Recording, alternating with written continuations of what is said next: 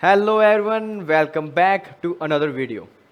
तो पिछली कुछ वीडियोस में हमने बहुत सारे टॉपिक्स किए, साथ ही साथ उनके PYQs भी अटेम्प्ट करे थे। इस पर्टिकुलर वीडियो में जैसा कि आप लोगों ने थंबनेल पर देखा होगा, हम स्टार्ट करेंगे एक तरह की रिवीजन सीरीज कि इसमें मैं ट्राई करूंगा कि इस वीडियो में आपके फिजिक्स 11th का पार्ट 1 कंप्लीट हो जाए और मैं बात करूंगा उन सभी फॉर्मूलाज की, हर एक चैप्टर की, जो आपके लिए नीट 2025 के लिए इंपॉर्टेंट रहेंगे। तो बात करते हैं चैप्टर वाइज सभी फॉर्मूलाज और कॉन्सेप्ट की। So let's start from the very first chapter, units and measurement. Units and measurement में आपके पास जो जो टॉपिक्स कॉन्सेप्ट्स इंपॉर्टेंट हैं उन पर बात करते हैं। तो देखो, सबसे पहले तो आपको यूनिट्स के बारे में पता होना चाहिए कि यूनिट्स क्या होती हैं।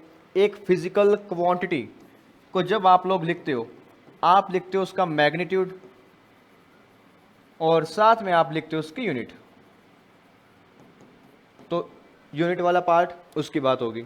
अब यूनिट्स लिखते हो, ठीक है, तो यूनिट्स के आपको सिस्टम के बारे में पता होना चाहिए।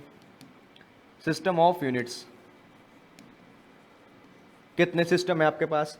तो सिस्टम्स में जैसे आपके पास MKS, CGS, FPS, SI, इन सब के बारे में आपको पता होना चाहिए कि MKS क्या है, SI क्या है, FPS और CGS। तो एक बार अभी भी शॉर्ट में बात करते हैं। MKS वो सिस्टम है जिसमें आपकी लेंथ की यूनिट मीटर और मास की किलोग्राम और टाइम की यूनिट सेकंड होती है। CGS में आपकी लेंथ की unit centimetre, mass is gram, time is second. FPS में लेंथ की यूनिट फुट और पाउंड, आपका मास और टाइम सेकंड। SI में मीटर, किलोग्राम और सेकंड तो है ही है। SI एक्चुअली में एक एक्सटेंडेड वर्जन है आपके MKS का। इसमें ये तीन तो है ही हैं, प्लस कुछ और जो आपकी बेस क्वांटिटीज हैं उनकी भी यूनिट्स होती हैं इसमें, जैसे करंट की एम्पियर, टेम्परेचर की डिग्री सेल्सियस या केल्विन, ल्यूमिनस इंटेंसिटी की कैंडेला, अमाउंट ऑफ सब्सटेंस की मोल। तो इन बातों को आपको जानना है, राइट। इनके बारे में पता होना चाहिए। फंडामेंटल यूनिट्स क्या क्या होती हैं, बेस यूनिट्स क्या हैं और डिराइव्ड क्या हैं। उसके बाद में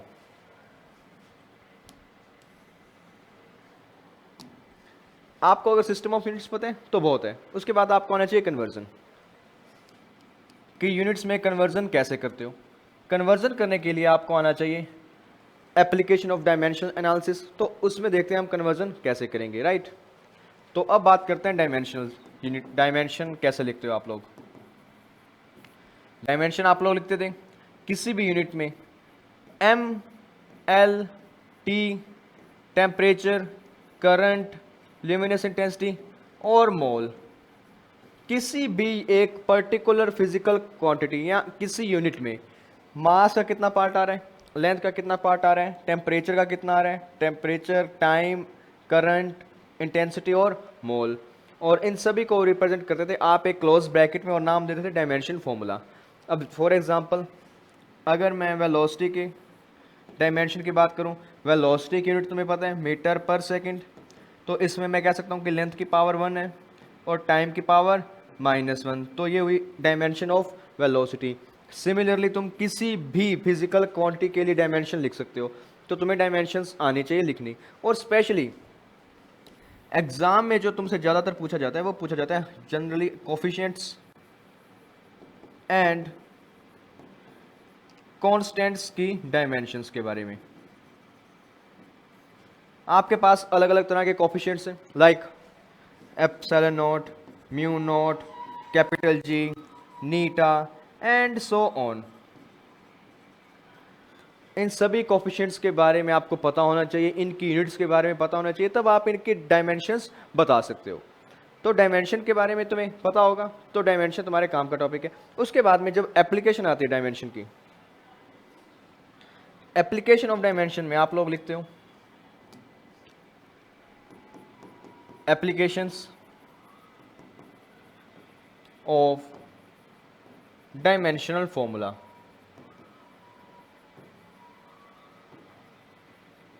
इसमें तुम्हारे पास जो काम का पार्ट है वो 3 एप्लीकेशन है। 3 कौन कौन सी होती हैं? पहली होमोजेनिटी चेक करना, दूसरी एक्सप्रेशन डिराइव करना, तीसरी कन्वर्जन ऑफ यूनिट्स।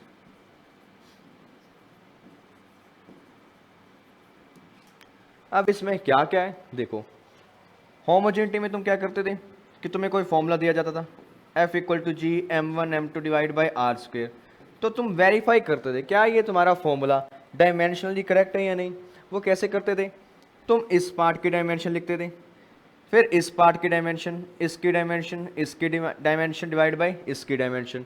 अगर लेफ्ट हैंड साइड और राइट हैंड साइड दोनों की डायमेंशन सेम आती है तब तुम लोग बोलते थे कि yes this expression is correct, dimensionally ये एक्सप्रेशन आपका वैलिड है क्योंकि लेफ्ट हैंड साइड और राइट हैंड साइड की डायमेंशंस सेम है, राइट। और जब एक्सप्रेशन डिराइव करते थे तब तुम लोगों को कहा जाता था कि कोई भी फिजिकल क्वांटिटी है वो डिपेंड करती है 2 अदर या 3 अदर या 4 और फिजिकल क्वांटिटीज़ पे। तो आपसे मांगा जाता था इनका नया फॉर्मूला, बिल्कुल। तो तुम लोग यहाँ डिपेंडेंसीज चेक करते थे, यहाँ डायमेंशन लिखी, यहाँ डायमेंशन लिखी और उनको कंपेयर किया और फॉर्मूला डिराइव किया। तो ये भी तुम्हें आना चाहिए। उसके बाद में conversion of units. Conversion of units में तुम लोग क्या करते थे कि अगर मुझे मीटर को सेंटीमीटर में कन्वर्ट करना है या किलोमीटर पर आवर को मीटर पर सेकंड में कन्वर्ट करना है तो मैं ये कन्वर्जन ऑफ यूनिट्स का प्रोसेस फॉलो कर रहा था। उसका फॉर्मूला जो तुम लोग यूज़ करते हो वो होता है तुम्हारा magnitude unit will be equal to दूसरी यूनिट का मैग्नीट्यूड और वो वाली यूनिट। ये फॉर्मूला तुम लोग यूज़ करते हो और इस फॉर्मूला की हेल्प से तुम लोग करते थे कन्वर्जन कि कैसे एक यूनिट से आप दूसरी यूनिट में जाते हो, लाइक किलोमीटर पर आवर से मीटर पर सेकंड, न्यूटन से डाइन में, अर्ग से जूल में, जूल से अर्ग में, मतलब CGS से SI या MKS से CGS, कुछ भी इस तरह का सिस्टम बनाना, तो वो काम यहाँ होता है। तो डायमेंशनल जो आपका पूरे का पूरा टॉपिक था यूनिट एंड डायमेंशन वो इतने में समझ गया। उसमें आपको क्या आना चाहिए, यूनिट्स के बारे में पता होना चाहिए कि सिस्टम कौन से हैं। उसके बाद डायमेंशनल फॉर्मूला कैसे लिखते हो, राइट। और उसके बाद में तुम्हें पता होना चाहिए कि इसकी 3 एप्लीकेशंस कौन सी हैं। ऑलराइट, नाउ इसी का ही चैप्टर का एक और पार्ट है आपके पास, एरर एनालिसिस। इस चैप्टर में भी आ सकता है या कह देते हैं कि अलग पार्ट भी है। तो आपको इसमें क्या पता होना चाहिए, देखो एरर एनालिसिस में आपके पास गिवन होगा कोई भी एक expression like this z equal to a raise to power x, b raise to power y and c raise to power, like यहाँ z लिखे तो उसको मैं कुछ और लिख देता हूँ, यहाँ लिखता हूँ मैं u, c raise to power z। कोई ऐसा एक्सप्रेशन है और तुमसे पूछा जाए फाइंड पार्शियल एरर, पार्शियल नहीं fractional error, find fractional error in u, error in u। तो उसका सिंपल सा फॉर्मूला जो तुम लोग लगाते हो that is mean error divide by mean quantity. Main quantity की बात हो रही है इक्वल्स टू, पहला आपके पास कौन सा क्वांटिटी आ रहा है a, तो इसके लिखो इसका एरर डिवाइडेड बाय उसकी खुद की मीन वैल्यू मल्टीप्लाइड बाय ऊपर की पावर, प्लस यहाँ पावर y है तो पहले y मल्टीप्लाई कर दो। b के लिए लिखो del b by b, plus c के लिए लिखो z del c by c। अब डेल वाली टर्म क्या बताती है आपको, लाइक डेल a या डेल b या डेल c, ये आपको बता रहे हैं एरर। एरर बोल दीजिए या एब्सोल्यूट एरर या मीन एरर, कुछ भी, ये बताता है कितना एरर है आपके पास।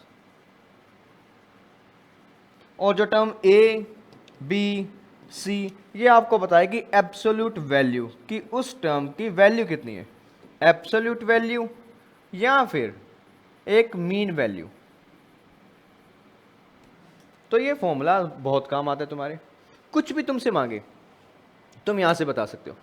फ्रैक्शनल एरर मांगेगा तो ये बता देना। अगर तुमसे मांगे एब्सोल्यूट एरर यानी डेल यू, तब तुम क्या करोगे, इस यू को इस तरफ मल्टीप्लाई कर दोगे लाइक, तो वो भी तुम्हारा हो गया। अगर तुमसे कहे फाइंड परसेंटेज एरर, अगर कहे कि परसेंटेज एरर बता दो तब,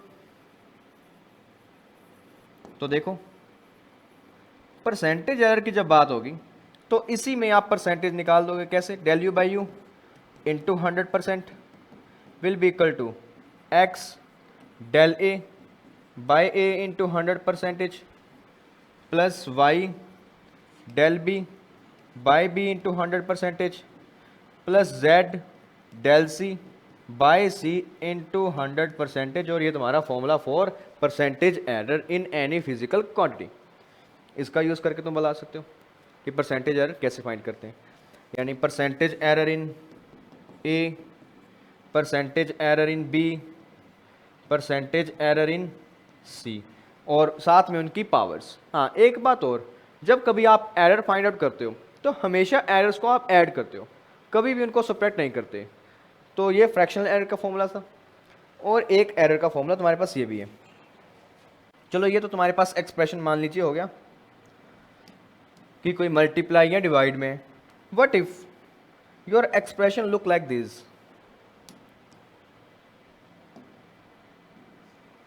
अगर तुम्हारा एक्सप्रेशन कुछ इस तरह से दिखे कि तुम्हें कहें कि तुम्हारे पास एक लेंथ है, इसकी लेंथ जो है, एक कोई भी एक पार्ट है उसकी लेंथ है 2 + 0.05 मीटर, और एक पार्ट और है उसकी लेंथ आपके पास है 2.5 + 0.05 मीटर, जहाँ पर ये टर्म आपको बताती है एरर कितना है, ये टर्म आपको बताती है मीन वैल्यू के बारे में। और तुमसे पूछे कि अगर मैं इन दोनों को ऐड कर दूं तो नया लेंथ और नया एरर क्या होगा। दोनों को आप ऐड करो, ऐड किया तो total length will be equal to, इस मीन में ये वाला मीन पार्ट ऐड कर दो 4.5 plus 0.05 plus 0.05 will be equal to 0.1 and that will be total length plus error. चाहे तुम इन दोनों पार्ट्स को ऐड करो चाहे सब्ट्रैक्ट करो, ये वाला पार्ट हमेशा ऐड ही होगा। एरर ऑलवेज एड्स, तो एरर हमेशा ऐड होते हैं, एरर ऑलवेज एड्स। बट ये टर्म हो सकता है अगर प्लस है तो प्लस लगाओगे, माइनस है तो माइनस लगाओगे लाइक। बट मेरे पास टाइम की थोड़ी कमी है, मैं जस्ट एक रिकैप दे रहा हूँ आपको, बता रहा हूँ कि ये तुमने पढ़ा था। अगर टाइम होता तो एग्जाम्पल के साथ हम इसको फुल डिटेल में डिस्कस करते, फिलहाल इतना बहुत है। तो ये था ऑल अबाउट एरर एनालिसिस। अब एरर एनालिसिस का पार्ट खत्म हो गया तो थोड़ा सा बात करते हैं वेक्टर्स पे कि वेक्टर्स क्या हैं और वेक्टर्स में तुम्हें कितना आना चाहिए। वेक्टर्स पर अगर मैं बात करूं, तुम्हें पता होना चाहिए कि एक वेक्टर को मैथमेटिकली आप लोग किस तरह रिप्रेजेंट करते हैं। ए X I cap, A Y J cap, A Z K cap, mathematical representation है। और इसी को जब तुम लोग एक ग्राफ में या एक डायग्राम में बनाते हो तब वो वेक्टर कुछ इस तरह से दिखता है, एक्स वाई जेड एक्सिस हो गई और ये तुम्हारा वेक्टर ए, तो ये तुम्हारा वेक्टर ए हो गया। अब इसमें कुछ इंपॉर्टेंट बातें क्या कि 2D वेक्टर के केस में बात करते हैं। In case of 2D vector, अगर तुम्हें एक वेक्टर गिवन है A X I cap, A Y J cap, और तुमसे पूछा जाए its angle with X axis, तो तब तुम लोग सिंपली बता सकते हो tan theta will be equal to Y component divide by X component. एक फॉर्मूला ये तुम्हारे काम का, एक फॉर्मूला ये भी तुम्हें आना चाहिए मैग्नीट्यूड, कि एक वेक्टर की एक्चुअल लेंथ या उसकी वैल्यू कितनी है, तो उसका फॉर्मूला तुम लोग यहीं से यूज़ करोगे, विच इज़ इसका मैग्नीट्यूड आप रिप्रेजेंट करते हो इस साइन से, और इसको लिखते हो तुम अंडर रूट आई कैप के कोफिशिएंट का स्क्वायर, जे कैप के कोफिशिएंट का स्क्वायर और के कैप के कोफिशिएंट का square. This is known as magnitude. और वेक्टर को रिप्रेजेंट आप लोग इस तरह से भी करते हो, A vector is equals to उसका मैग्नीट्यूड साथ में उसकी डायरेक्शन। यहाँ भी यही है, ये मैग्नीट्यूड और ये डायरेक्शन का पार्ट, ये होता है वेक्टर का रिप्रेजेंटेशन, जो कि तुम्हें थोड़ा बहुत आना चाहिए। उसके बाद में वेक्टर रिप्रेजेंट कर दिया। वेक्टर रिप्रेजेंट करने के बाद तुम्हें आना चाहिए वेक्टर एडिशन, या उससे पहले तुम्हें आना चाहिए components of vector, rectangular components of vector. Rectangular components में क्या होता है, देख लो कि तुम्हारे पास एक कार्टेशियन कोऑर्डिनेट्स में एक वेक्टर है कोई भी ए, और उसका एंगल थीटा। ए वेक्टर है उसका मैग्नीट्यूड मैं एज्यूम करता हूं ए, ऑलराइट। तब तुम लोग बोलते हो इस वेक्टर का प्रोजेक्शन एक्स एक्सिस पर कितना होगा, ए कोस थीटा, और वाई पर कितना होगा, A sine theta. These are known as rectangular components of a vector, कि एक वेक्टर उसका एक्स पे कितना पार्ट आ रहा है और वाई पे कितना पार्ट आ रहा है, वो आप बोलते हो उसका प्रोजेक्शन या उसके कंपोनेंट्स, राइट। तो ये हो गया। उसके बाद में तुम्हें आना चाहिए रिजल्टेंट का formula, resultant of two vectors, कि कभी भी तुम्हारे पास दो वेक्टर्स हैं ए और एक वेक्टर बी, आप दोनों को ऐड करते हो और उनका जो आंसर आएगा, यानी उनके आंसर का जो मैग्नीट्यूड होगा, उसका फॉर्मूला आपके पास है A square plus B square plus 2ab cos theta. Resultant will be equal to A square plus B square plus 2ab cos theta. तो ये होता है तुम्हारा रिजल्टेंट ऑफ टू वेक्टर्स। अब रिजल्टेंट में एक फॉर्मूला और, कि ये वेक्टर ए एक वेक्टर बी, अब इनके जो रिजल्टेंट आएगा वो कहाँ बनेगा, वो बनेगा इन दोनों के ए और बी के बीच में कहीं भी किसी भी एंगल अल्फा पर, और उस एंगल अल्फा की जो वैल्यू होती है that is known as tan alpha equals to, उसका फॉर्मूला आप यूज करोगे B sine theta divide by A plus B cos theta. ये उसका वेक्टर का पोजीशन, राइट। ये हो गया। अब इसके बाद में तुम्हें यह भी पता होना चाहिए कि वेक्टर के प्रोडक्ट्स कैसे होते हैं। तो सबसे पहला डॉट प्रोडक्ट,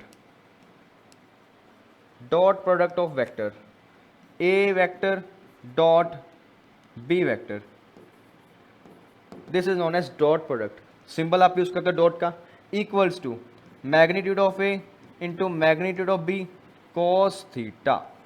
ये तुम्हारा डॉट प्रोडक्ट का फॉर्मूला।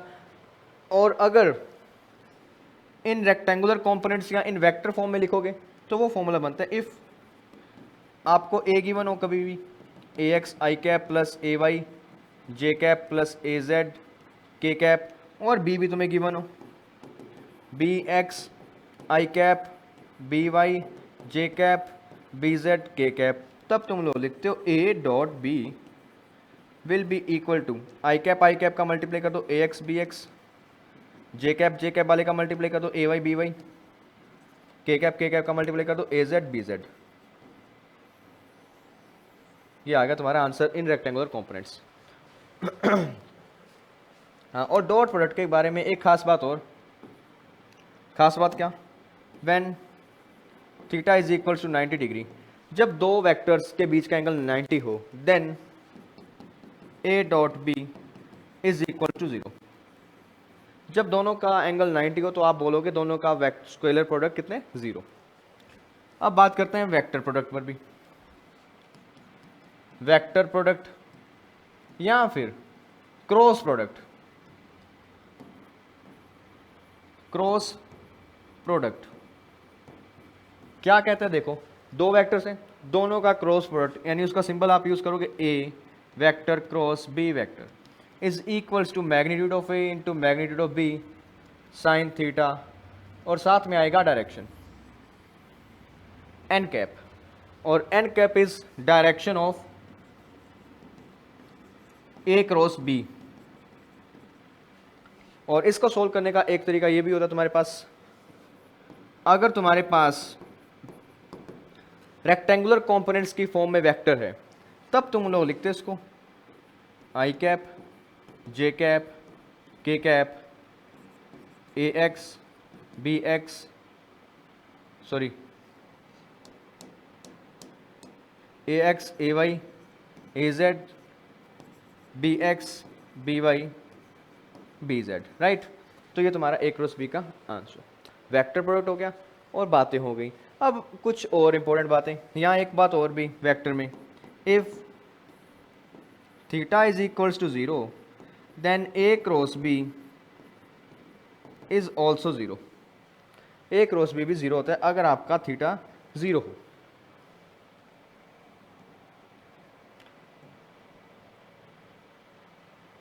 वेक्टर्स में काफ़ी कुछ हो गया और इतना ही आपके काम का है जनरली, बट एक चीज़ और भी है, that is subtraction of vectors. Subtraction कैसे होता है देख लो, सब्ट्रैक्शन तुम लोग करते हो, सब्ट्रैक्शन ऑफ वेक्टर्स, उसको हम साइन देते हैं D, it is equals to A vector minus B vector, और उसका जो फॉर्मूला आप लोग यूज़ करते हो that is A square plus B square minus of 2ab cos theta. ये तुम्हारा सब्ट्रैक्शन ऑफ वेक्टर। वेक्टर में अगर इतना आता है ना, इन बातों का फिजिकल मीनिंग तुम्हें पता है तो तुम्हारा काम हो जाएगा, क्योंकि वेक्टर में इससे ज़्यादा कुछ नहीं है और वेक्टर क्वेश्चन भी नीट में बहुत कम आते हैं, बट वेक्टर का एप्लीकेशन आपके सिलेबस में, वेक्टर के कंपोनेंट्स निकालना, वेक्टर क्रॉस प्रोडक्ट करना, डॉट प्रोडक्ट करना, ये सब आपके सिलेबस का पार्ट है, राइट। तो अगले चैप्टर पर आते हैं। तो अब हम स्टार्ट करते हैं हमारी मेन फिजिक्स। तो मेन फिजिक्स में सबसे पहला तुम्हारा part motion in straight line. Motion in straight line, अब इसमें तुम्हें सब बातों का पता होना चाहिए, distance, displacement, velocity, acceleration, equation of motions के बारे में और ग्राफ्स के बारे में। तो चल जल्दी बात करते हैं। तो सबसे पहले तुम्हें डिस्टेंस के बारे में पता होना चाहिए, डिस्टेंस क्या है, फिर उसके बाद पता होना चाहिए डिस्प्लेसमेंट क्या है। तो डिस्टेंस में लिखो, डिस्टेंसेस क्या होते हैं आपके पास, the length of path, the length of path travelled, और डिस्प्लेसमेंट होता है आपका shortest distance between initial point and final point, and final point, बस। And it is represented as R vector, vector होता है तो इसको आप आर वेक्टर से रिप्रेजेंट करते हो, बस तुम्हें इतना पता है बहुत है। इसके बाद में वेलोसिटी की और स्पीड की बात करते हैं। स्पीड तुम्हें पता है क्या होता है, speed equal to distance divide by time, और ये स्केलर होता है, no vector no direction, speed का formula distance upon by time. और इसके कुछ टाइप्स होते हैं 1 2 3 4। कौन कौन से टाइप्स हैं आपके पास, पहला यूनिफॉर्म स्पीड, दूसरा non uniform speed,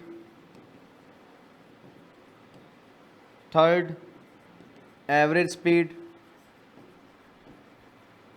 fourth instantaneous speed.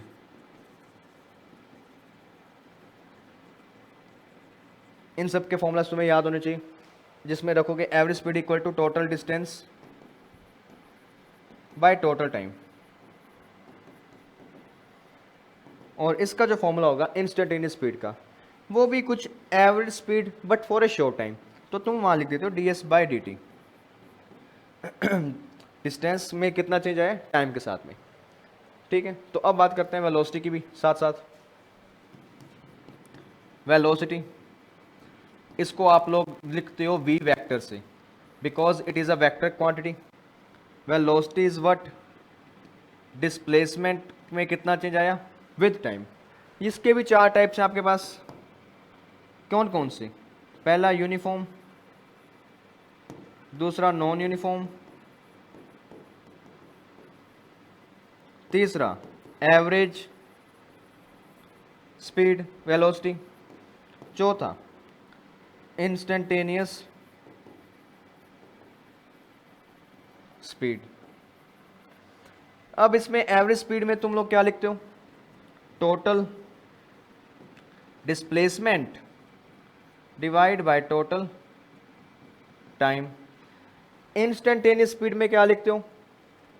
इसका फॉर्मूला तुम लोग याद रखोगे, v equals to differentiation of displacement with time, या पोजीशन ऑफ विद टाइम, यूँ कह सकते हो कि कितना चेंज आ रहा है कि टाइम के साथ साथ, राइट। और यहाँ तुम सिंपल यूज़ करते हो डेल आर डिस्प्लेसमेंट के केस में। आर वेक्टर हम यूज़ करते हैं पोजीशन को डिफाइन करने के लिए, delta R represent here displacement. तो ये फॉर्मूला तुम्हें आने चाहिए। अभी भी अगर मैं बात करूँ तो एवरेज वेलोसिटी के भी दो फॉर्मूलाज हो रहे हैं। वो फॉर्मूलाज की कुछ कंडीशंस हैं। जब आपके पास डिस्टेंस सेम हो या टाइम सेम हो तब आप वो पेट फॉर्मूलाज को यूज़ करते हो। अगर वो फॉर्मूलाज आपने पढ़े हुए हैं तो that is very good for you. अगर नहीं पढ़े तो मैं रेकमेंड करूँगा आप ये फॉर्मूला याद रखो, इसके बेसिस पर आप आंसर निकाल सकते हो कोई भी। चलिए आगे।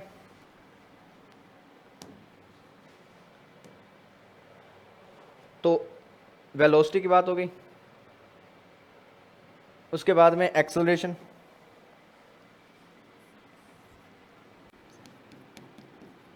एक्सेलरेशन भी अपने आप में वेक्टर क्वांटिटी है पूरी की पूरी। और एक्सेलरेशन का जो फॉर्मूला होगा change in velocity divide by time. Change in velocity divide by time. और तुम लोगों के जो काम का फॉर्मूला है बस वही बता दो, तो वो तुम लोग क्या याद रखोगे? A vector is equals to differentiation of velocity with time. Velocity में कितना डिफरेंस आ रहा है टाइम के साथ में।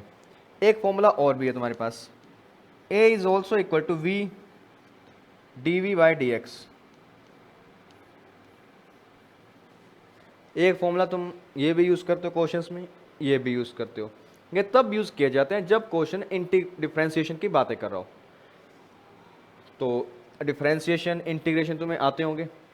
तो ये हो गया तुम्हारे पास एक्सेलरेशन का सीन। अब कुछ बात करते हैं ग्राफ्स पे कि ग्राफ्स में क्या क्या है तुम्हारे पास, देख लो। ग्राफ्स तुम्हारे पास तीन तरह के होते हैं। पहला displacement versus time. Second velocity versus time. Third acceleration versus time. अब कौन सा ग्राफ क्या बताता है देख लो ढंग से। आपके पास टाइम एक्स एक्सिस पर, डिस्प्लेसमेंट यहाँ। ये ग्राफ कुछ भी हो सकता है, मान लो रैंडम इस तरह का। तो इस ग्राफ में क्या बातें तुम्हें पता लगेंगी, देखो। किसी भी पॉइंट पर, या मैं किसी भी एक रैंडम पॉइंट की बात करता हूँ, इस पॉइंट की जो स्लोप होगी, राइट, जो स्लोप होगा m equal to tan theta, that will tell you about velocity. Slope tells about velocity at that point.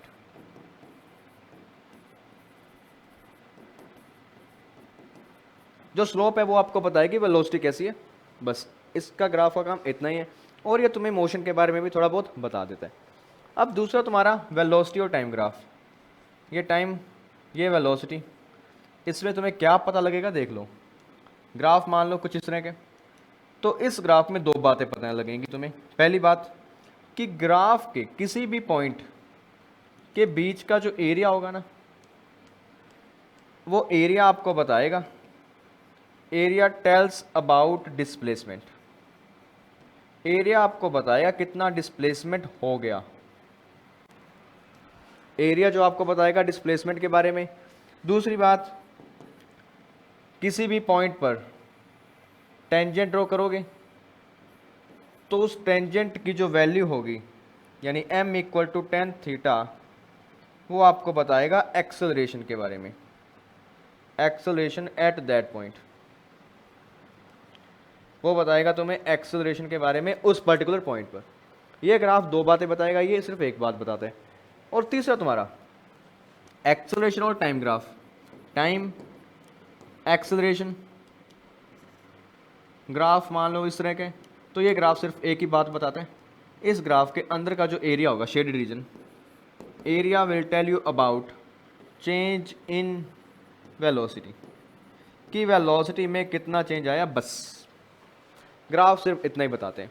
और थोड़ा बहुत मोशन के बारे में भी बताते हैं, ग्राफ देख के तुम एनालाइज कर लेते हो कि जो मोशन हो रहा है पार्टिकल का या बॉडी का वो किस तरह का है, कि उसमें वेलोसिटी में क्या चेंज आ रहा है, डिस्प्लेसमेंट में कैसा चेंज आ रहा है और एक्सेलरेशन में कैसा चेंज आ रहा है। तो अगर इतनी बातें तुम लोग ग्राफ से आइडेंटिफाई कर सकते हो, तुम्हारे बहुत सारे क्वेश्चन हो जाते हैं, क्योंकि ग्राफ बेस्ड क्वेश्चन बहुत आते हैं तुम्हारे एग्जाम में।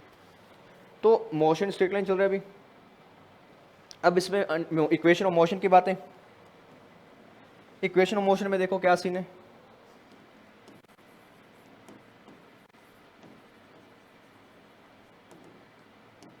इक्वेशन ऑफ मोशन तुम्हारे पास तीन है, v equal to U plus A T, V square minus U square equal to A S, third s equal to U T plus half A T square. इन्हीं का use करके तुम सभी question को solve करते हो। और जब केस आता है तुम्हारे पास मोशन अंडर ग्रेविटी का, मोशन अंडर ग्रेविटी, तब तुम लोग क्या करते हो, यहाँ भी दो केस होते हैं। फर्स्ट फ्री फॉल, यानी बॉडी जो है आपकी वो डाउनवर्ड आ रही है, डाउनवर्ड आएगी तो उस टाइम तुम एक्सेलरेशन को लिखते हो माइनस जी, डिस्प्लेसमेंट को लिखते हो हाइट से। तब तुम्हारे सारे फॉर्मूलाज थोड़े से मॉडिफाई होते हैं, वो क्या बन जाते हैं देख लो, v इक्वल टू, और तुम्हारे इस केस में इनिशियल वेलोसिटी भी जीरो होता है जब फ्री फॉल हुआ है, क्योंकि उसने ऐसे ड्रॉप किया ऑब्जेक्ट को। तब उस केस में तुम्हारे सभी फॉर्मूलाज मॉडिफाई कर दूं मैं, ये फॉर्मूला बनेगा फर्स्ट वाला, v will be equal to a की वैल्यू माइनस जी और टाइम, b ये फॉर्मूला बनेगा v square will be equal to 2 minus G, sorry plus G आएगा क्योंकि बॉडी डाउनवर्ड जा रही है, into H, c h will be equal to 1/2 G T square. और इसी में अगर बॉडी ऊपर जा रही हो, अपवर्ड मोशन हो रहा हो, तब आप हल्का सा मॉडिफाई करोगे, क्या करोगे, इनिशियल वेलोसिटी कुछ भी मान लोगे u, एक्सेलरेशन को लिखोगे माइनस जी, डिस्टेंस को हाइट लिख दोगे, और फाइनल वेलोसिटी तुम लिखते हो जीरो। अगर दूर की बात करें, हो सकता है फाइनल वेलोसिटी किसी पॉइंट पर हो, बट एट द एंड वो जीरो होती है। तो एक बार मैं जीरो नहीं मानता, तो तुम लोग इन चीज़ों का यूज़ करके इन इक्वेशंस को थोड़ा सा मॉडिफाई कर सकते हो और तुम कुछ भी बता सकते हो। तो इक्वेशन ऑफ मोशन और उसके अलग अलग केसेस, ग्रेविटी में कैसा यूज़ होगा और यहाँ कैसा यूज़ होगा। बिल्कुल एक पार्ट और आता है तुम्हारे पास, that is relative velocity. Relative velocity, अब रिलेटिव वेलोसिटी क्या बताता है देख लो, दो ऑब्जेक्ट्स हैं ए और बी, मुझे फाइंड करना है कि बी की वेलोसिटी ए को कैसे दिख रही होगी। तो उसका फॉर्मूला होता है velocity of B with respect to A is equals to V vector V B minus V A. ये फॉर्मूला तुम लोग याद रखोगे रिलेटिव वेलोसिटी का, और इतना बहुत है तुम्हारे chapter motion in straight line में से। तो चलिए अगले चैप्टर पर, अगला चैप्टर तुम्हारे पास motion in plane. Motion in plane है,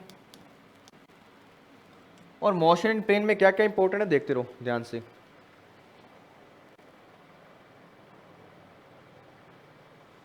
तो मोशन इन प्लेन की अगर मैं बात करूं, पहला तुम्हें 2D मोशन के साथ खेलना आना चाहिए, कि जब आपके पास 2D मोशन होते हैं उस टाइम तुम लोग x एक्सिस की वैल्यूज के साथ अलग डील करते हो, y वालों के साथ अलग डील करते हो।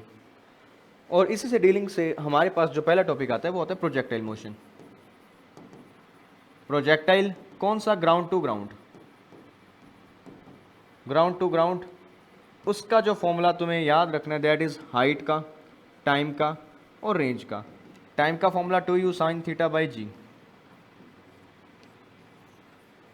हाइट का formula u square sine square theta divide by 2g,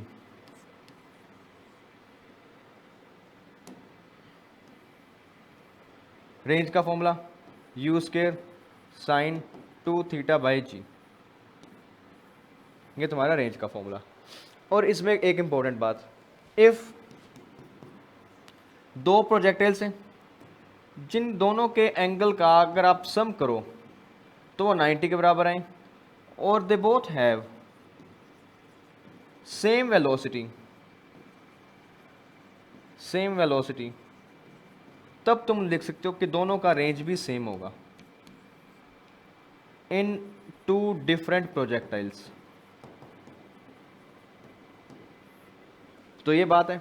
और इसमें तुम्हें कुछ बातें और भी याद रखनी होती हैं कि हॉरिजॉन्टल कंपोनेंट यानी एक्स एक्सिस वाला कंपोनेंट, हॉरिजॉन्टल कंपोनेंट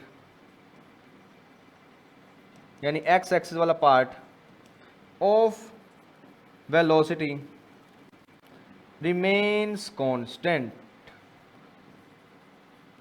वो हमेशा कांस्टेंट रहता है, उसकी वैल्यू होती है V X equal to V cos theta. Theta angle है तुम्हारा प्रोजेक्टाइल का विद एक्स एक्सिस। एक इंपॉर्टेंट पॉइंट ये भी है तुम्हारा, at top most point velocity of projectile is v cos theta. Top most point पर जो प्रोजेक्टाइल की वेलोसिटी होती है वो होती है v cos थीटा, बस। और प्रोजेक्टाइल में इतना इनफ है तुम्हारे लिए। अब बात करते हैं अलग प्रोजेक्टाइल्स की। हमारे पास प्रोजेक्टाइल और भी तरीके के हैं, बट मैं बात करूंगा सिर्फ एक ही प्रोजेक्टाइल की जो ज़्यादातर आता है, वो तुम्हारा है हॉरिजॉन्टल प्रोजेक्टाइल। हॉरिजॉन्टल प्रोजेक्टाइल की बात करें तो उसमें तुम्हें याद रखना है टाइम का फॉर्मूला और हाइट का फॉर्मूला। कि टाइम का फॉर्मूला कौन सा होगा, हाइट का कौन सा होगा, देखते रहो। टाइम का आपके पास फॉर्मूला आएगा, सॉरी टाइम का और रेंज का फॉर्मूला। टाइम का फॉर्मूला तुम्हारे पास होना चाहिए u इंटू √2h बाई जी, और हाइट का फॉर्मूला रेंज का फॉर्मूला जो तुम्हारे पास होगा वो होना चाहिए रेंज का u तो नहीं, जस्ट √2h बाई जी। ये तुम्हारे पास फॉर्मूलाज होने चाहिए। लेट मी चेक क्या ये फॉर्मूला सही है। हाँ बिल्कुल सही है। टाइम वाले में u नहीं आएगा, नीचे वाले में u आएगा, थोड़ा सा एरर हो गया। यहाँ तुम्हारा u नहीं आएगा और यहाँ u आएगा। और ये तुम्हारे फॉर्मूलाज हॉरिजॉन्टल प्रोजेक्टाइल के केस में। और अगर बात करें कुछ और टॉपिक्स की, या इस 2D मोशन में अगर और टॉपिक्स देखें तो और टॉपिक्स हमारे पास कुछ ज़्यादा कुछ है नहीं, यही बातें हैं। हाँ इसमें जो तुम्हारे मेन एग्जाम में आते हैं वो होता है कई बार रिवरमैन प्रॉब्लम या फिर रेनमैन।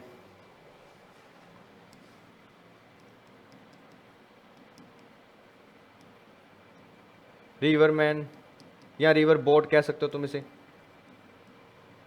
या फिर रेनमैन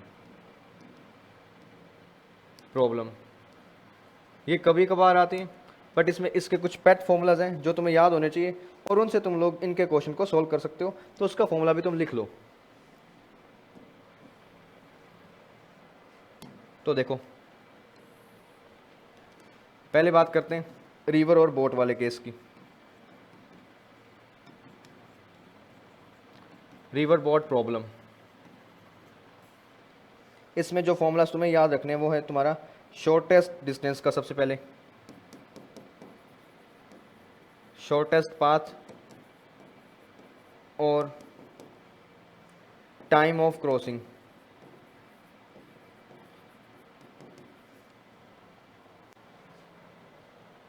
तो इनके फॉर्मूलाज तुम्हारे पास होने चाहिए। जो शॉर्टेस्ट पाथ का फॉर्मूला होगा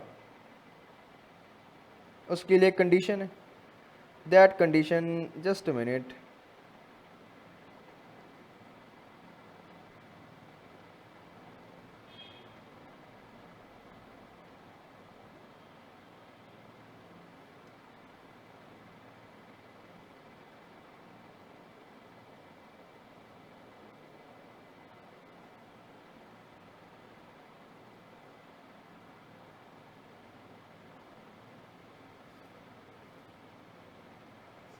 हाँ टाइम का तो लिखो, D divide by V cos theta.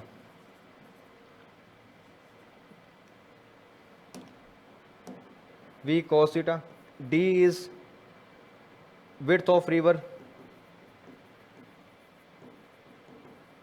v is velocity of person। बस इसमें यही फॉर्मूला ज़्यादा काम का होता है तुम्हारे, और इसी के बेसिस पर तुम लोग सारे क्वेश्चन को सॉल्व करते हो। तो ये शॉर्टेस्ट पाथ का चाहे छोड़ दो, इसका कोई सीन नहीं है, राइट। तो ये फॉर्मूला याद रखोगे। और एक तुम्हारे पास और जो टॉपिक आता है वो आता है तुम्हारा रेन मैन का। रेन मैन में कुछ एंगल वैंगल की बात होती है कि कोई आदमी बारिश में चलता है, तो बताओ उसका छाता किस एंगल पर होना चाहिए ताकि जो रेन है उस पर ना गिरे। तो उसका जो फॉर्मूला तुम लोग यूज़ करोगे that is tan theta is equals to V M by V R, velocity of man divide by velocity of rain. बस इससे तुम लोग सोल्व कर सकते हो इन क्वेश्चंस को। अब बात करते हैं अगले चैप्टर पर।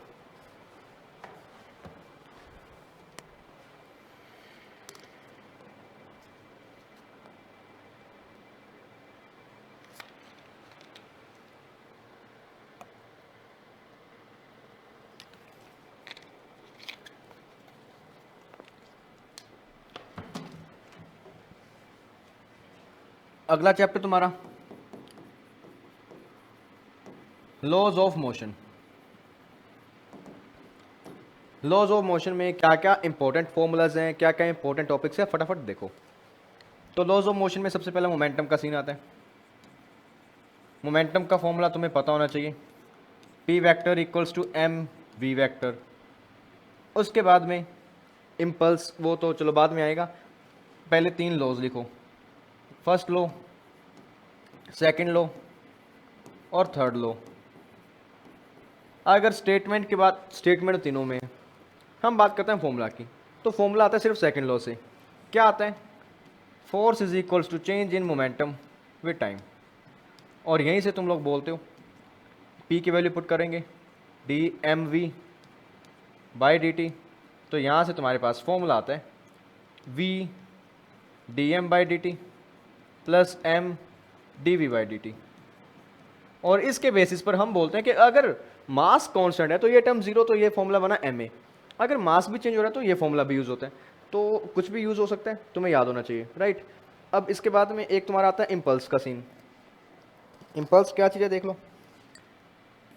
Impulse equals to I force applied for small duration F D T, ये उसका फॉर्मूला। या फिर इसका फॉर्मूला यूँ भी होता है एफ इंटू डेल्टा टी। और इम्पल्स को तुम लोग लिखते हो चेंज इन मोमेंटम के बराबर, और इसे बोलते हैं momentum impulse theorem, impulse momentum theorem, right. ये फॉर्मूलाज हो गए। उसके बाद में तुम्हारे पास क्वेश्चन आते हैं अलग अलग वैरायटी के, जिसमें कुछ बॉडीज होती हैं, उनके फ्री बॉडी डायग्राम बनाते हो, तुम इक्विलिब्रियम के क्वेश्चन करते हो।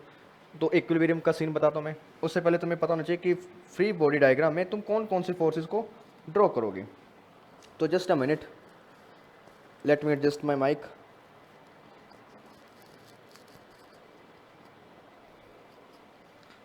तो देखो फ्री बॉडी डायग्राम की जब बात आती है, तुम लोग कौन कौन सी फोर्सेस को ड्रॉ करोगे लिखते रहो बारी बारी, 1 2 3। पहली force tension in string, second normal, third weight. ये तो आपको हर जगह मिलता है, वेट और नॉर्मल तो होगा ही होगा। अगर स्ट्रिंग है तो टेंशन भी होता है। अगर मान लो स्प्रिंग लगा है तो स्प्रिंग फोर्स आएगा। और अगर कुछ और भी स्प्रिंग हो गया, अगर मान लीजिए वाटर है तो वाटर का फोर्स बाइंड फोर्स होता है। मतलब जितने भी उसके अराउंड जो सिनेरियोज में दिखेंगे फोर्सेस के, तो वो सब के सब क्वांटिटीज हम इसमें लिखते जाएंगे। तो बेसिक तो ये है कि ये तुम्हें आनी चाहिए, कैसे अप्लाई करते हो, राइट। तो उसके बाद में तुम क्वेश्चन करते हो इक्विलिब्रियम के।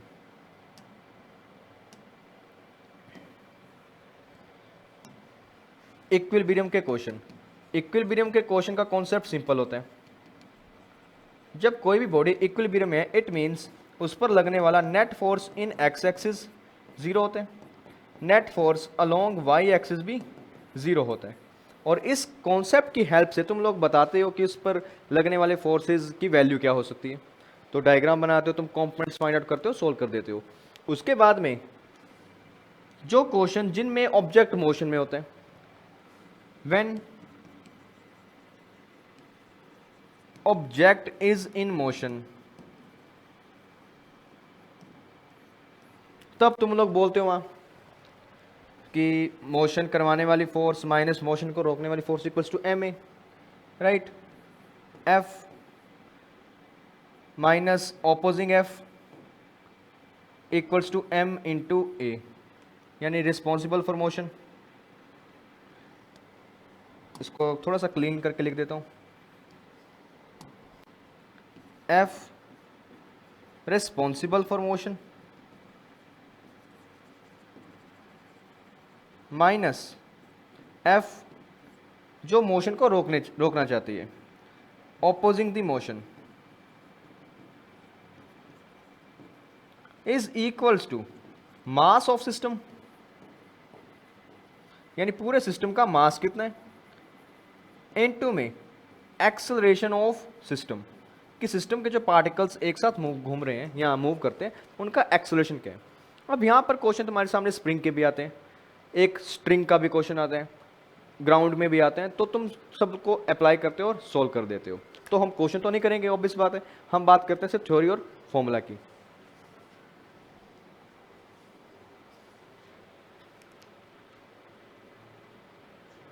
क्या है, कोई दिक्कत नहीं, अभी तो बहुत पड़े।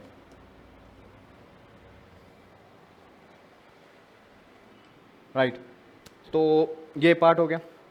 इसी चैप्टर में क्वेश्चंस आते हैं बहुत सारे, जिसमें पुलिस देखने को मिलती हैं आपको, ग्राउंड पर ऑब्जेक्ट्स हैं, ब्लॉक पर ब्लॉक है, तो उनके आप क्वेश्चन को सॉल्व करते हो। तो उन क्वेश्चंस के फॉर्मूलाज पर मैं बात नहीं करूँगा, मैं कॉन्सेप्ट बता रहा हूँ तुम्हें। और जो कुछ तुम्हें और चाहिए, इसके बाद आता है फ्रिक्शन का केस। फ्रिक्शन, अब फ्रिक्शन का फॉर्मूला तुम्हें याद होगा, फ्रिक्शन फोर्स का म्यू इंटू नॉर्मल। अब म्यू भी तुम्हारे पास दो तरह का होता है, कोफिशिएंट ऑफ फ्रिक्शन। अब mu can be static friction या फिर काइनेटिक फ्रिक्शन। ये स्टैटिक भी हो सकता है, काइनेटिक भी हो सकता है। काइनेटिक कब होता है, जब ऑब्जेक्ट मूव करता है तब लगने वाला फ्रिक्शन काइनेटिक फ्रिक्शन, जब ऑब्जेक्ट रुका हुआ है तब फ्रिक्शन लग रहा है तो वो स्टैटिक फ्रिक्शन। तो उनके आप कॉन्सेप्ट्स को याद रखते हो और सॉल्व करते हो। उसके बाद में तुम्हारे पास मोशन आते हैं, पुलिस के या ब्लॉक कनेक्टेड हैं, टेंशन वेंशन सब सीन है, और उसमें तुम्हें जो इंपॉर्टेंट चीज़ें याद रखनी हैं वो देखो।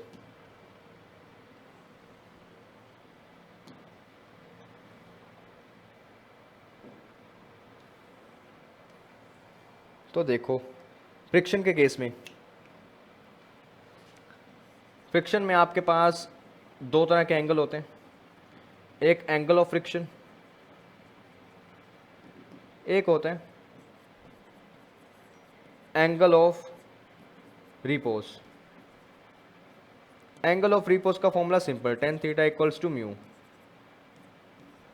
और इसका कॉन्सेप्ट कुछ ऐसा होता है कि आपके पास कोई ब्लॉक है, राइट, ये ब्लॉक का नॉर्मल, और ब्लॉक किस तरफ जाना चाहते हैं, तो इस पर लग रहा है फ्रिक्शन फोर्स इस तरफ, और ब्लॉक फ्रिक्शन फोर्स और नॉर्मल का जो रिजल्टेंट आएगा उसका angle with normal is known as angle of friction, is known as angle of friction, और ये तुम्हारा एंगल ऑफ फ्रिक्शन होता है, राइट। ठीक है, अब कुछ और बातें कर लेते हैं इसमें।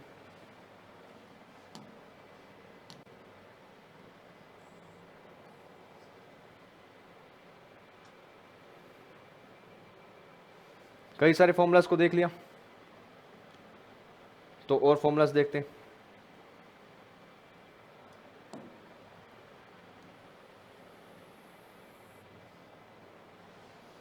कुछ केसेस जो हैं तुम्हारे पास लिफ्ट वगैरह के, वो तुम्हें आते होंगे कि लिफ्ट में बॉडी जाती है तो क्या होता है, लिफ्ट से बॉडी जब नीचे आ रही है तब क्या होता है, उसके जो नॉर्मल है उसकी रीडिंग में क्या इफेक्ट आता है क्या नहीं। तो यहाँ तुम एक स्प्रिंग फोर्स का फॉर्मूला लिख सकते हो जो तुम्हारे काम आता है।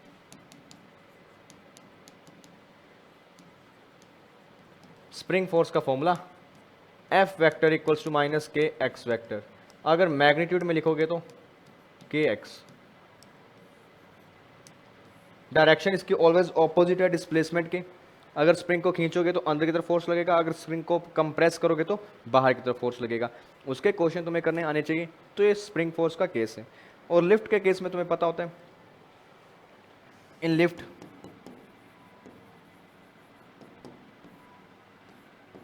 कि कोई ऑब्जेक्ट या कोई पर्सन है, लिफ्ट जा रही है ऊपर किसी एक्सेलरेशन से, तो आपसे पूछा जाता है कि इससे लगने वाला नॉर्मल कितना होगा।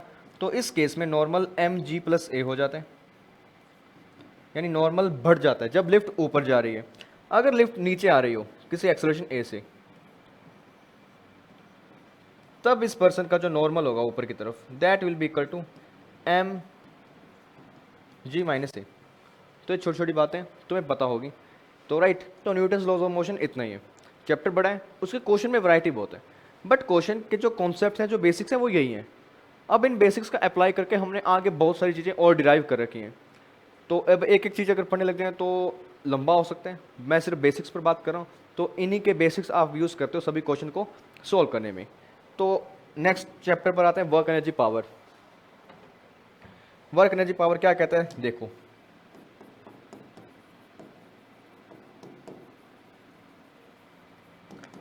वर्क एनर्जी पावर, सभी टॉपिक्स पर बारी बारी से बात करते हैं। पहले वर्क की बात करो।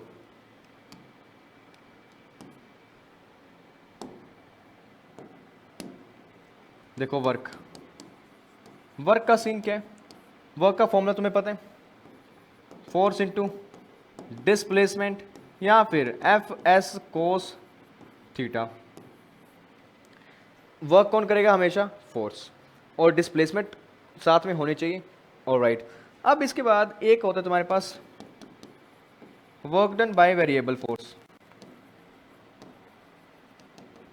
कि यानी आपकी जो फोर्स है वो चेंज हो रही है। तो उसके लिए आप लोग लिखते हो डी डब्ल्यू is equals to F x d x. Force change हो रही है विद डिस्प्लेसमेंट या पोजीशन। तो यहाँ तुम लिमिट लगाते हो और ये बोलते हो डी डब्ल्यू। तो एक काम ये भी कर लेते हो तुम लोग, और यहाँ लिमिट्स लगाते हो एक्स कहाँ से कहाँ तक जा रहा है। और इसकी एक खास बात और, कभी कभार आपको ग्राफ दिया होता है। ग्राफ किस में, यहाँ फोर्स, यहाँ पोजीशन, और ग्राफ कुछ इस तरह का मान लीजिए। और तब आप बता सकते हो कि इस ग्राफ के अंदर का जो शेडेड एरिया होगा, that area will be equal to total work done. That area will be equal to total work done. Area आपको बताएगा टोटल वर्क डन कितना होता है इस सिनेरियो के अंदर। चलिए आगे की बात करते हैं। वर्क डन की बातें होगी, वर्क डन के फॉर्मूलाज हो गए, और वर्क डन आप फाइंड करते हो किसी भी फोर्स का।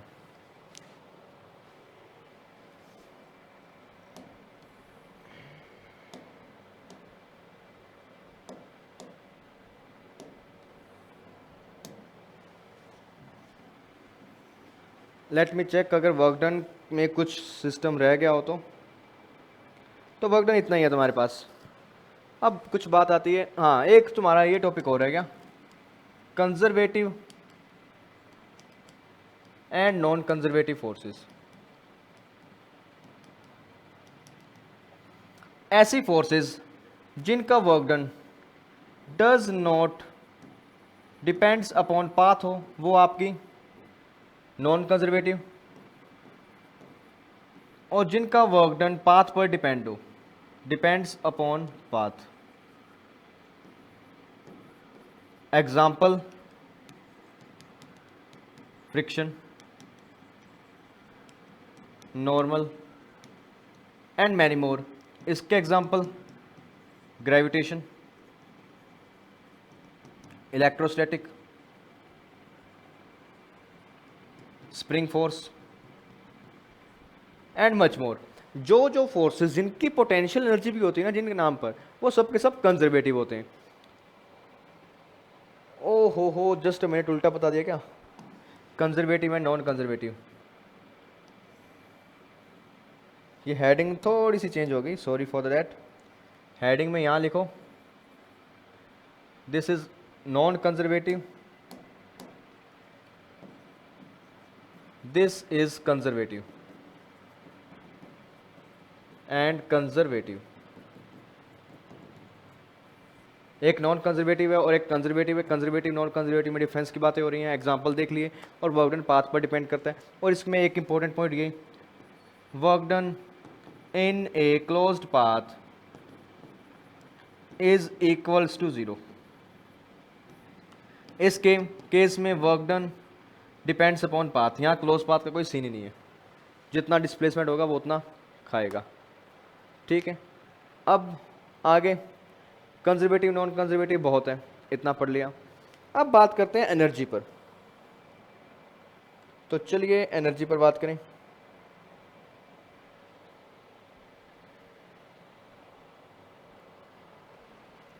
तो देखो एनर्जी में क्या है आपके पास।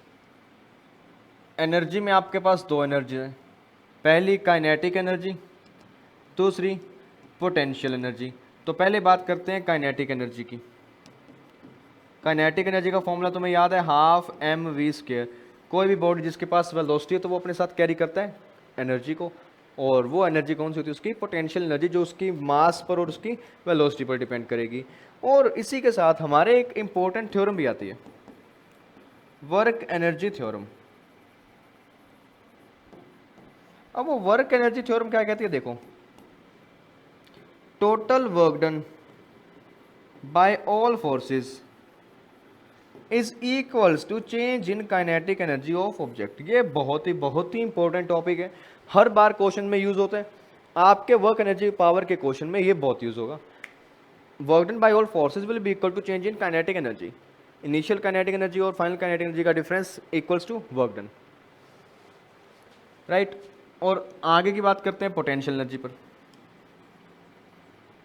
अब पोटेंशियल एनर्जी आपको क्या बताता है, देख लो। पोटेंशियल एनर्जी तुम्हें बताएगा एक सिस्टम के बारे में, कि पोटेंशियल एनर्जी एक्चुअली में एक सिस्टम का होता है, वो कभी भी किसी पर्टिकुलर बॉडी का नहीं होता। और एक सिस्टम में भी क्यों होता है, उसके कॉन्फ़िगरेशन के कारण, कि उसमें मासेस कितने हैं और उसमें चार्जेस कैसे हैं, चार्जेस कैसे प्लेस किया है, मास कैसे प्लेस किया है, तो उसके बेसिस पर आप लोग डिफाइन करते हो। तो हमारे जो सिलेबस में इस चैप्टर में है, पहला तुम्हारे पास आता है ग्रेविटेशनल पोटेंशियल एनर्जी।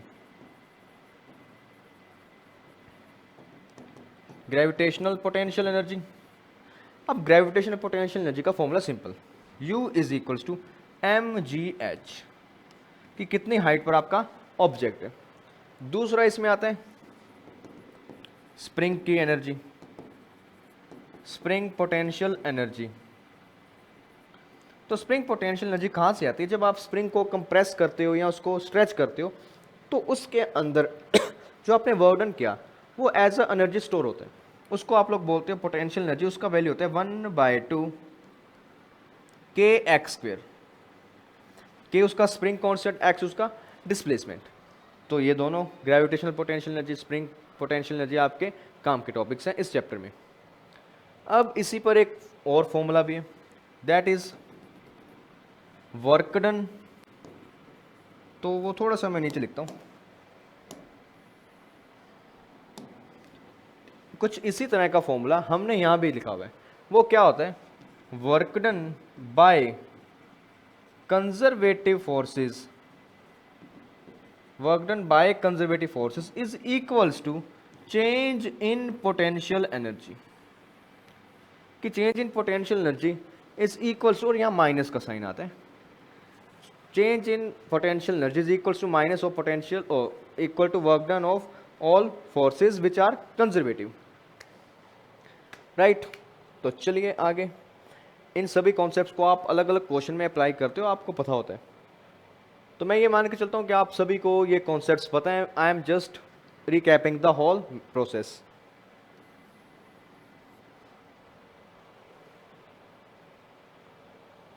तो इसके बाद में कंजर्वेशन ऑफ एनर्जी एक टॉपिक आता है। कंजर्वेशन ऑफ एनर्जी वो आपको क्या कहते हैं, देखो, in presence of conservative forces only, जब आपके पास सिर्फ और सिर्फ कंजर्वेटिव फोर्स प्रेजेंट हो, नॉन कंजर्वेटिव एब्सेंट हो, उस टाइम तुम लोग बोलते हो initial energy of system is equals to final energy of system. मतलब initial potential energy plus initial kinetic energy will be equal to final potential energy plus final kinetic energy. और ये तुम्हारा फॉर्मूला, ये formula तुम्हारा conservation of mechanical energy का, इस formula का तुम लोग यूज़ करते हो और क्वेश्चंस को डिराइव करते हो। अब कुछ बातें यहाँ इक्विलिब्रियम की भी होती हैं कि पार्टिकल की इक्विलिब्रियम कंडीशन और उसके न्यूमेरिकल्स। तो उसका जो न्यूमेरिकल आता है वो स्ट्रेट फॉरवर्ड आता है, तो जो न्यूमेरिकल आता है उसी का मैं फॉर्मूला तुम्हें बता देता हूँ। देखो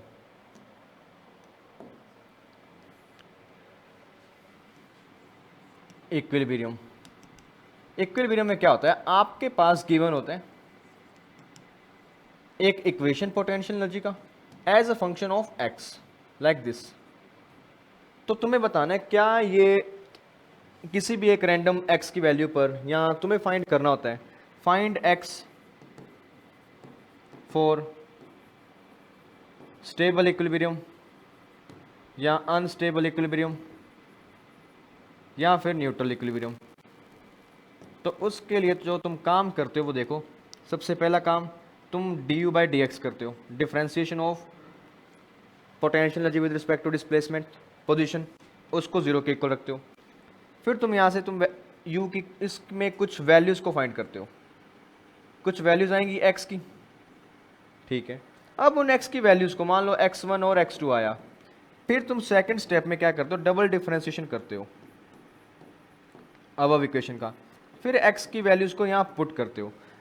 अब इसमें तीन केसेस हो सकते हैं, या तो ये ज़ीरो से बड़ा है, या फिर ये ज़ीरो ही आ जाए, या फिर ये ज़ीरो से कम आए। तीन केसेस पॉसिबल हैं, तो तीनों केसेस में अलग अलग आंसर आएंगे और वो आपको बताएंगे कि तुम्हारी वैल्यू क्या है। देखो फर्स्ट केस में अगर ये टर्म जीरो से बड़ी हुई, इट मीन्स आपका इक्विलिब्रियम कौन सा है, पॉजिटिव आंसर है तो अनस्टेबल, अनस्टेबल इक्विलिब्रियम। सेकंड, अगर जीरो से कम आया तो स्टेबल इक्विलिब्रियम, अगर जीरो आ गया तो न्यूट्रल इक्विलिब्रियम। तुम ये काम करते हो, तुम इसको सॉल्व कर देते हो, न्यूट्रल इक्विलिब्रियम, स्टेबल इक्विलिब्रियम के पॉइंट्स और उनकी कुछ बातें।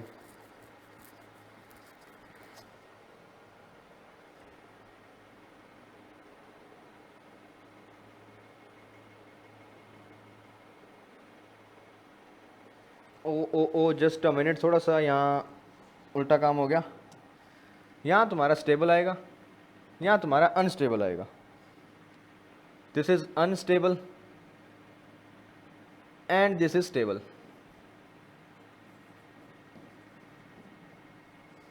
एक मिनट,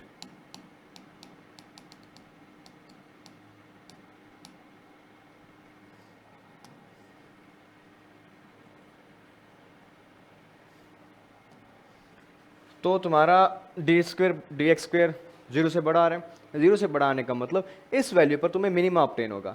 अब मिनिमा का मतलब है ये स्टेबल इक्विलिब्रियम में आना चाहिए। मिनिमा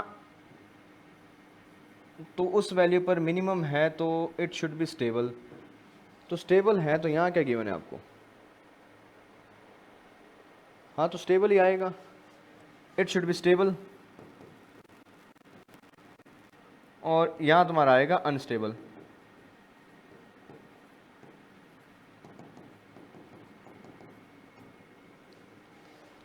तो ये बातें यहाँ वर्क एनर्जी पावर तक की।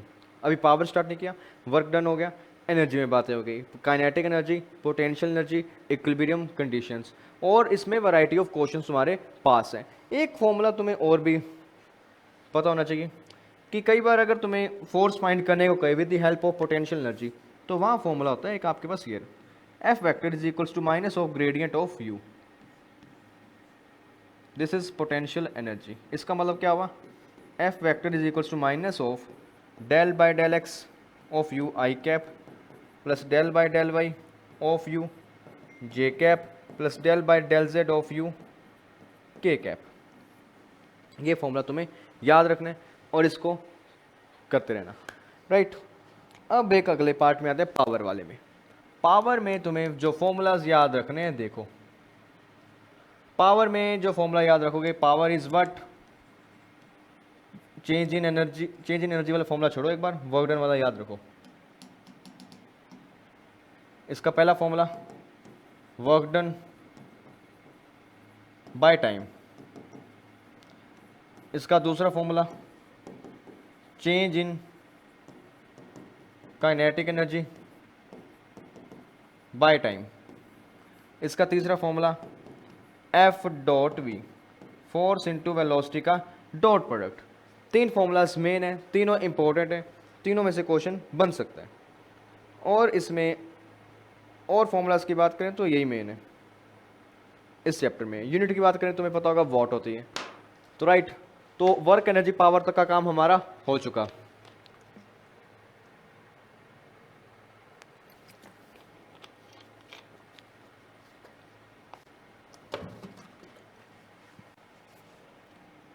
अब नेक्स्ट चैप्टर पर आते हैं। नेक्स्ट चैप्टर तुम्हारा क्या है, जस्ट वेट, उससे पहले एक काम और, थोड़ा सा सर्कुलर मोशन में हम बात करते हैं, रोटेशन वाले चैप्टर में करते थे, या अभी कर लें circular motion.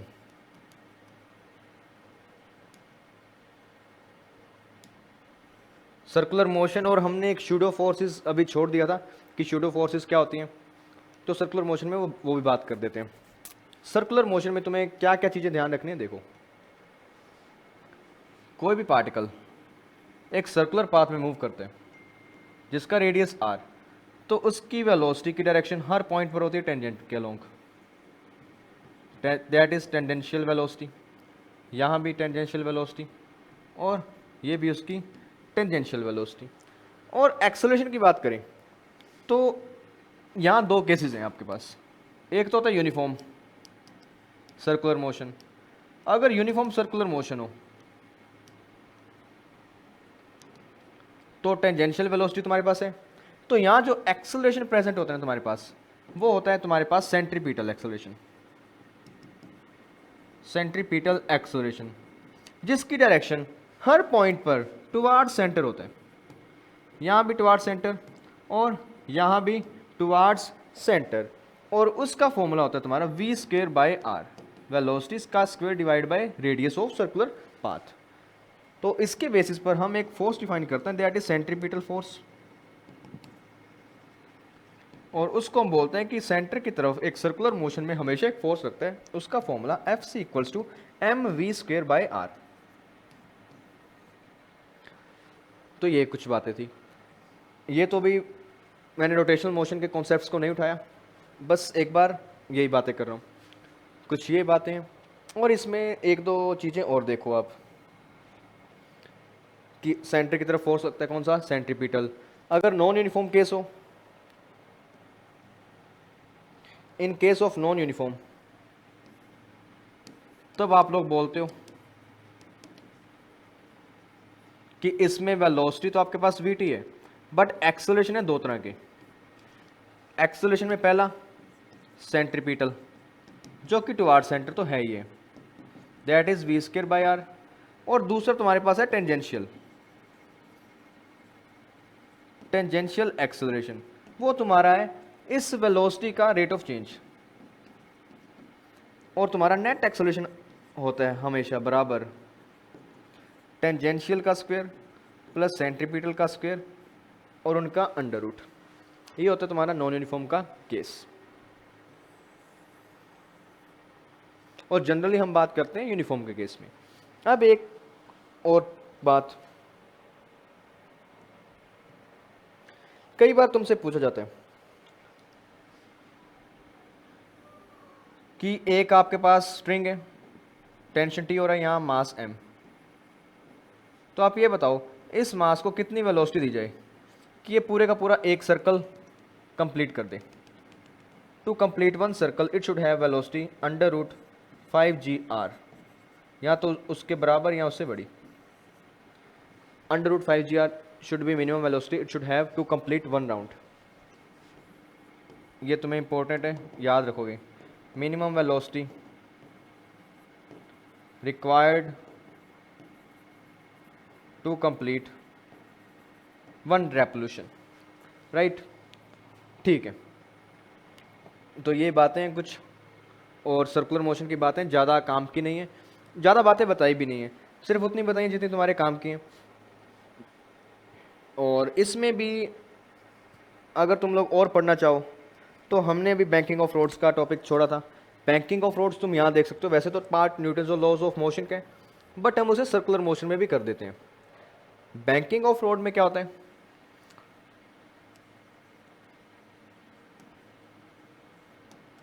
Banking of roads कि जो आपने देखा होगा रोड्स हाईवेज जब मोड़ आता है तो वो हल्के से बेंड हुए होते हैं, यानी थोड़े से बाहर की तरफ से ऊपर होते हैं। तो वो किस एंगल से ऊपर होते हैं उस एंगल का फॉर्मूला तुम्हें याद होना चाहिए। तो उसका जो फॉर्मूला जो तुम्हें याद रखना है दैट इज, वहाँ मैक्सिमम वेलोसिटी का फॉर्मूला तुम याद रखते हो, that is mu plus tan theta divide by 1 minus mu tan theta multiplied by r g if there is no friction,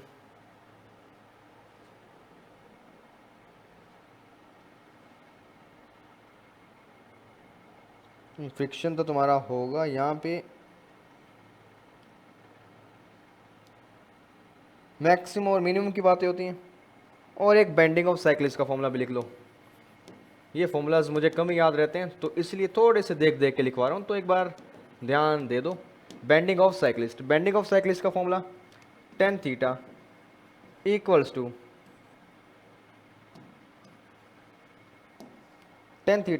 to V square divide by R into G. ये हो गया bending of cyclist का formula. इतने सारे formulas बता दिए, ये किसके अभी वर्क एनर्जी सर्कुलर मोशन की बातें हो रही हैं।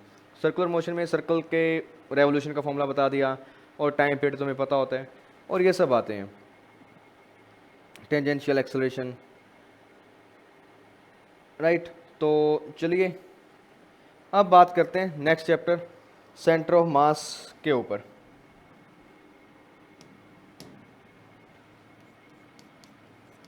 सेंटर ऑफ मास, तो सबसे पहले सेंटर ऑफ मास के कुछ फॉर्मूलास जो तुम्हें याद होने चाहिए। पहला formula position of centre of mass का, position of centre of mass for discrete particles. तो तुम वहां लिखते हो XCM will be equal to m1x1 plus m2x2 up to mnxn divide by m1 plus m2 plus up to mn। और इसी में ही अगर तुमसे displacement of centre of mass से पूछे, displacement of centre of mass, तो उसका फॉर्मूला तुम लिखते हो delta x COM will be equal to m1 del x1 plus m2 del x2 up to mn del xn divided by m1 plus m2 up to mn। इसी में तुमसे पूछे velocity of x centre of mass, तो तुम यहां से बता सकते हो डेल VCOM, यहाँ वेक्टर लगा देना m1 v1 plus m2 v2 up to mn vn divided by total mass of the system. अब इसमें एक फॉर्मूला और, acceleration of centre of mass, acceleration of centre of mass पूछे तो डेल ए, सॉरी डेल नहीं आएगा, यहां भी डेल नहीं आएगा,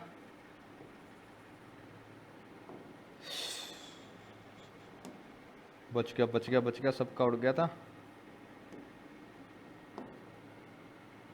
del a centre of mass equals to m1 a1 plus M2A2 up to MnAn divided by M1 M2 up to Mn।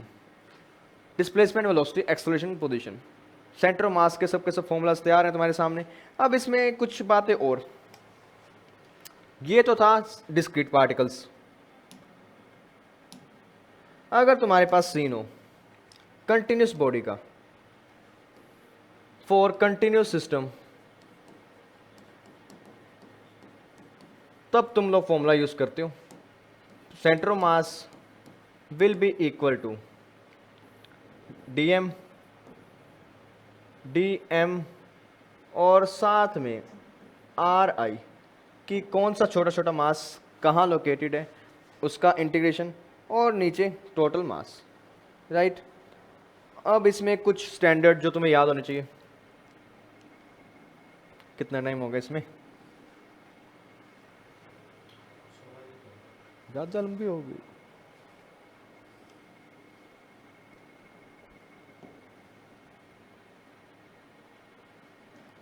तो कुछ इंपॉर्टेंट सेंटर ऑफ मास के फॉर्मूलास जो तुम्हें याद रखने हैं, तो लिखते रहो और लिखते रहो। कौन कौन से फॉर्मूलाज हैं तुम्हारे पास? जो सिमेट्रिकल बॉडीज हैं उनका सेंटर ऑफ मास उसके सेंटर पर होता है ऑलवेज, उसका तो कोई कॉन्सेप्ट ही नहीं है, उसको तो डायरेक्टली याद रखोगे। For symmetrical bodies centre of mass is always at centre, centre of मास हमेशा सेंटर पर होगा बॉडी की। अब बात करते हैं कुछ अदर बॉडीज की। जैसे तुम्हारे पास एक सर्कुलर रिंग हो, एक सर्कुलर रिंग, और रिंग भी कुछ कटी हुई, यानी सेमी सर्कुलर रिंग जैसा कुछ, सेमी सर्कुलर रिंग, उसका रेडियस r, तो उसका सेंटर ऑफ मास होता है आपका इस पॉइंट पर, और ये सेंटर से होता है कितना डिस्टेंस अंदर? 2r/π पर। सेकंड, तुम्हारा हाफ डिस्क या सेमी सर्कुलर डिस्क बोल सकते हो, उसके केस में क्या होता है तुम्हारे पास?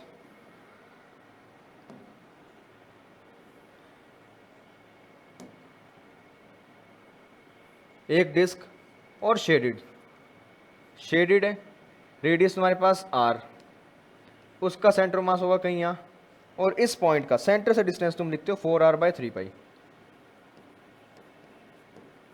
ये कुछ याद रखने तुम्हें। और थर्ड जो तुम्हारा इंपॉर्टेंट है, that is hollow hemisphere, hollow hemisphere यानी एक कटा हुआ, यहाँ कह लीजिए एक उल्टी कटोरी, उसका रेडियस आपके पास r, तो सेंटर ऑफ मास उसका रेडियस और ये सेंटर से थोड़ा सा अंदर की तरफ at a distance r/2। Fourth, solid hemisphere,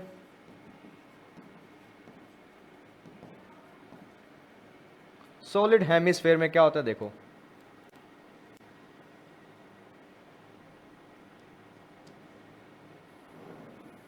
ये तुम्हारा हेमिस्फेयर और सॉलिड फॉर्म में, रेडियस r, तो सेंटर ऑफ मास इसका कुछ इस पॉइंट पर होगा, और यहां से यहां तक का डिस्टेंस बोलते हो 3r/8। अगर इतने याद हैं तो तुम्हारा काम बहुत है, इतने से तुम कुछ भी कर सकते हो। अब फर्दर सेंटर ऑफ मास में तो यही कुछ है।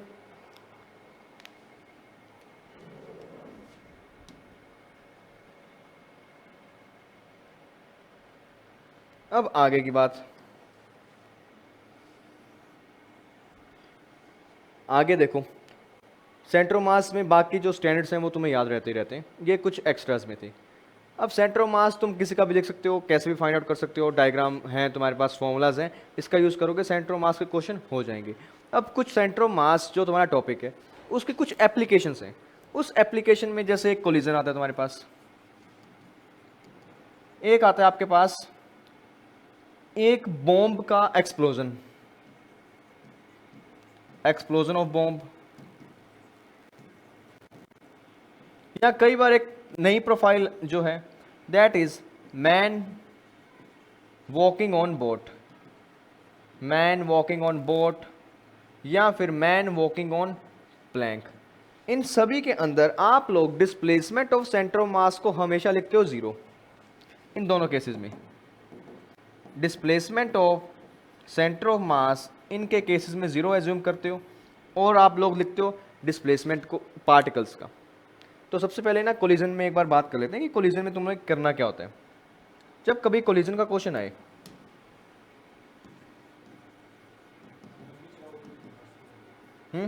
10 मिनट ये वाली,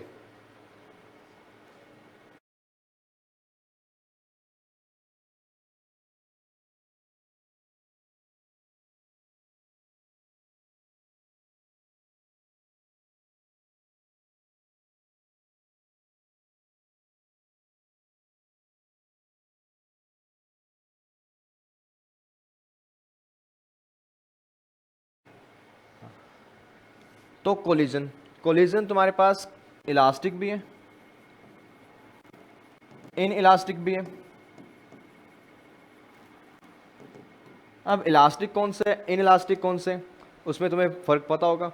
इलास्टिक कोलिजन की जब बात होती है तब तुम लिखते हो कि इसके लिए ई की वैल्यू 1 है, और यहाँ तुम्हारी ई की वैल्यू 0 से बड़ी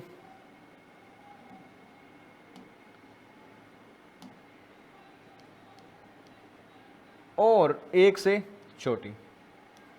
0 भी हो सकता है, 0 होता है प्योर इलास्टिक के केस में, और 1 और 0 के बीच में होता है कोई भी इन इलास्टिक कोलिजन के बीच में।